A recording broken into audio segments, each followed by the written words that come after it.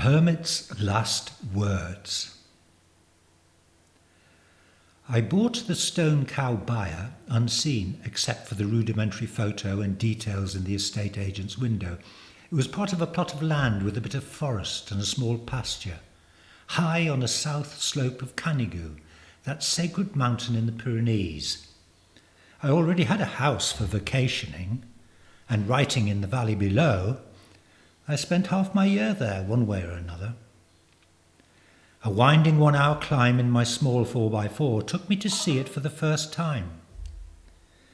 Beside me was Madame Michel, the agent, to show me the ropes, so to speak. We got to discussing the property's history. Seemingly it was around 400 years old, a summer cowherd's lodging before transhumance required the herd to be taken down into the valley for winter.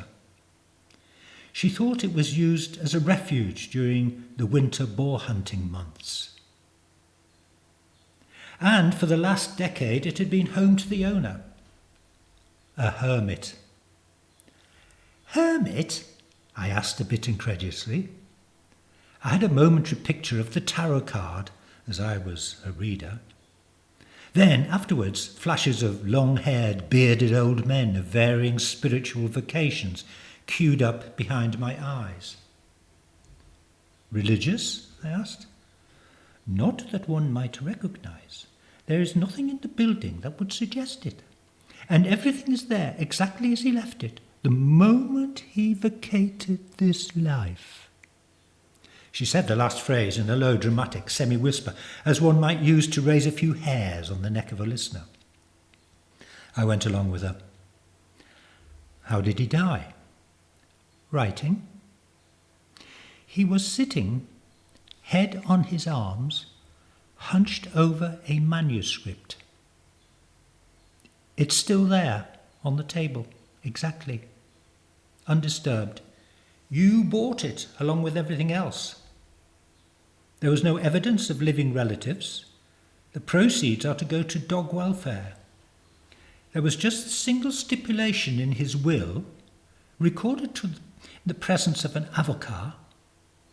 It must be sold to a published author of at least 3 works of fiction.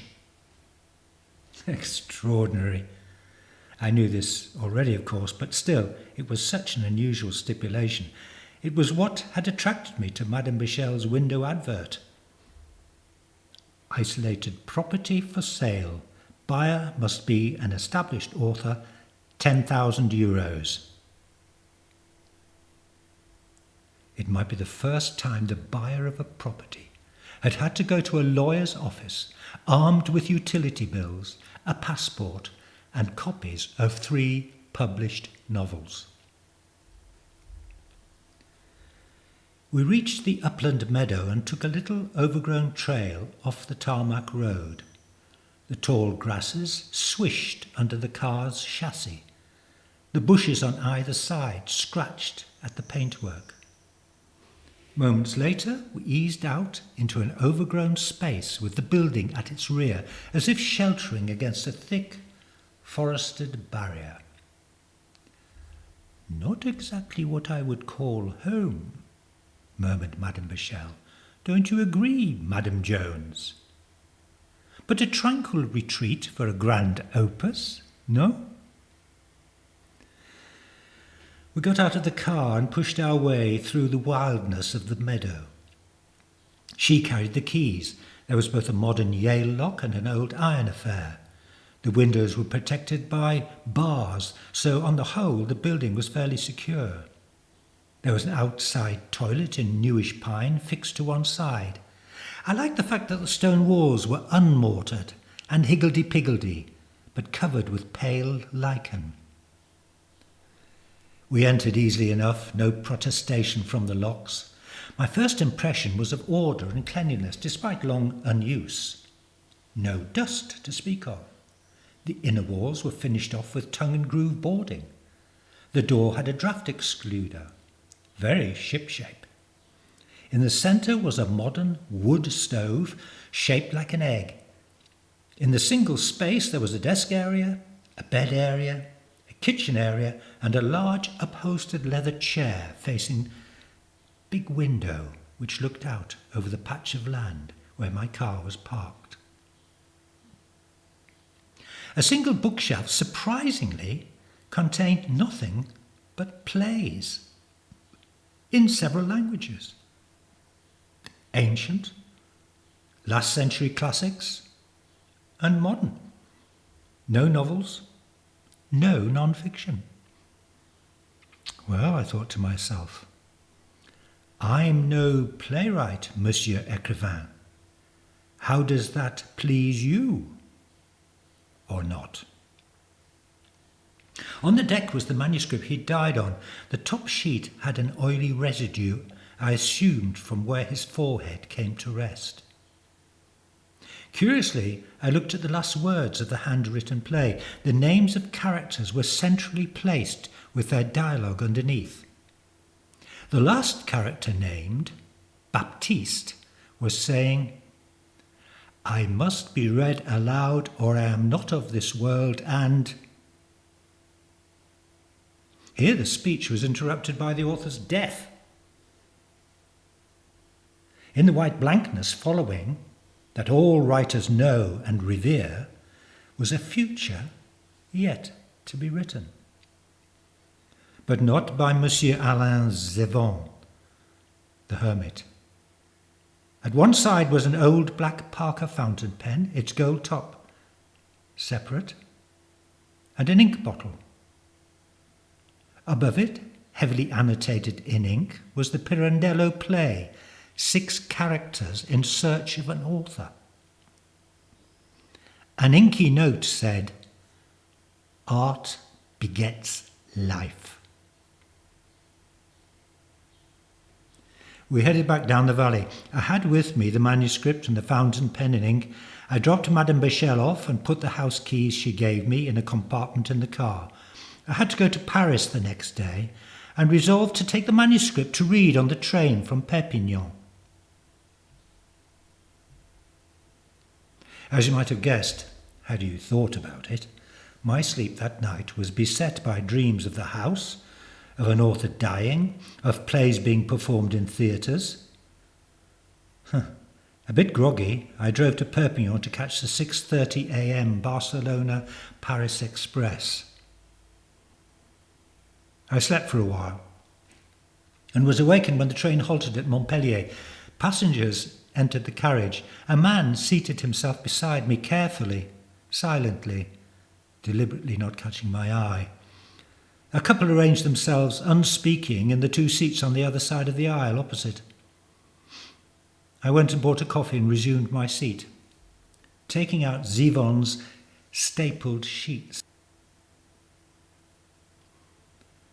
I turned over the blank cover page. In scrawny capitals, the next sheet read simply, Lost Voices by Alain Zevon.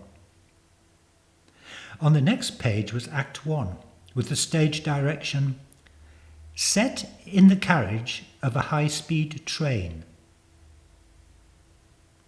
There were only 4 characters, Pedro, Mariella, Baptiste, and the author. No other details. I put the script down and stared, unfocused, in quizzical, writerly thought. Was this otherworldly? Me on a train, an author, reading a play about an author on a train? I ran through plot possibilities. Were these the dying words of one author, a message to another? With some secret enciphered there within? Certainly that would be the way I'd probably write it in one of my novels. Or was it a message to the world containing his last unfinished meditation on existence? One that perhaps he wanted completing and publishing by another. Hence the provisions in the property sale. Or again, was it unfinished because of a cursed writer's block? A block so severe, the trauma of it had killed him. This last was a form of black humour writers such as I inevitably indulge in.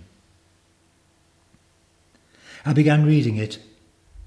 It turned out indeed to be a metaphoric meditation on the anomalies of existence and the likelihood or otherwise of a divine force. I was pulled back into an awareness of my surroundings when I reached the last of the 43 pages he had amassed, with that fractured final sentence of dialogue. Character Baptiste was saying, "I must be read aloud, or I am not of this world, and..." I felt a slight brush on my left side as the man beside me moved. I turned towards him and saw that he was staring at the play. Beyond him, the newly arrived couple were also looking intently across, seemingly only magnetised by the manuscript. The man reached over quietly, gently, and touched the page with a forefinger, then raised an eyebrow, nodding, taking my gaze. I couldn't help myself. I turned to read aloud the last sentence of speech he had indicated, finishing it spontaneously. "I must be read aloud, or I am not of this world, and cannot therefore be said to exist." There was a curious release of bottled energy in the carriage. At least, that's how I'd later describe it with my old parker. A profound, calming relief. The man beside me, tears now in his eyes, whispered, "Thank you. Thank you. I'm Baptiste." And from across the aisle the woman said, "And I am Mariella, and this here is Pedro."